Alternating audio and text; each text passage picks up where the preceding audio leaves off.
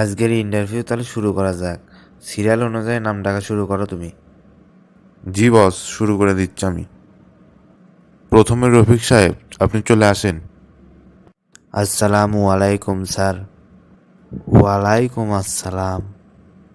সারা জীবন দেখলাম মানুষ ইন্টারভিউ দিতে আসে শার্ট প্যান্ট বা কোট পরে, এদিকে লুঙ্গি পরে যাচ্ছে। আচ্ছা বসো। তোমার নাম কি? স্যার আমার নাম তো কেবলই ডাকলো, সগলি শুনবার পেল, আপনি শুনবার পেলেন না? এ তো দেখি আচ্ছা বেয়াদব, এর ব্যবস্থা আমি করতেছি। ও আচ্ছা, তাহলে তোমাকে আমি প্রশ্ন করা শুরু করে দিই। জি স্যার, করেন, সমস্যা নেই।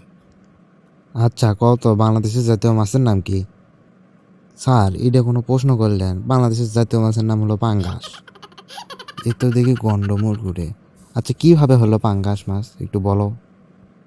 স্যার জাতীয় বলতে সগলি যেটা কিনে খাওয়ার ভাবি তা কয় জাতীয় মাছ। তা আমাকে বাংলাদেশে তো সগলি পাঙ্গাস মাছই কিনে খাওয়ার পারে, ওই জন্য জাতীয় মাছ পাঙ্গাস। তুমি তো দেখি ভালো প্রশ্নের উত্তর দিতে পারো। আচ্ছা আচ্ছা, পরের প্রশ্নের জন্য রেডি হও। আচ্ছা বলো তো, পৃথিবীর আয়তন কত? স্যার আয়তন তো মাপে দেখিনি, তবে আমাদের এলাকার কোয়ার বাড়বে আয়তন, ওই সারাদিন জমি টমি মাপে তো। এটা কি গোলাই? আচ্ছা তোমাকে একটা ধাঁধা ধরি। ধরো একটি লিচুর গাছে মোরগ মুরগি বসে আছে, সেটা যদি ডিম পারে তাহলে কুটি পড়বি। তুমি তো আমাকে চাকরি দিবি না? ধাঁধা দেখি তো বুঝতে পারছি, তো আমাকে চাকরি দেওয়ার জন্য ধাঁধা ধরিচ্ছে না। স্যার এটা কোনো কথা বলেন? মোরগ মুরগি ডিম পেলে আপনার মাথার উপরে উঠবে, কারণ নিচে তো আপনি আছেন।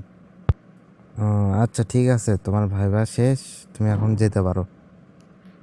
স্যার আমার চাকরি কি হবি না? তোকে আরও চাকরি নেবো, থাম। আচ্ছা এটা আমি না ভাবি চিন্তে দেখবো, তুমি এখন যেতে পারো।